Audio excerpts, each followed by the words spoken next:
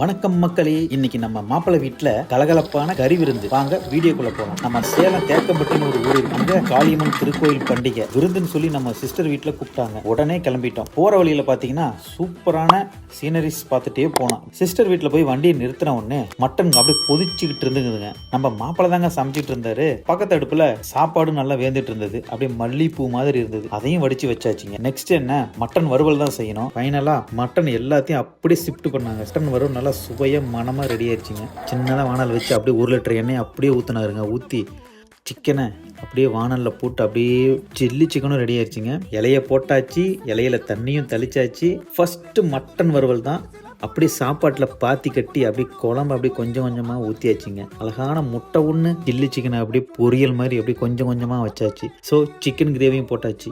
ஃபைனலாக நம்மளோட வேட்டை ஆரம்பம். ஆக்சுவலாக வருஷத்துக்கு ஒரு டைம் தாங்க இந்த ஃபங்க்ஷன் வருது. கண்டிப்பாக மிஸ் பண்ணக்கூடாது இல்லையா?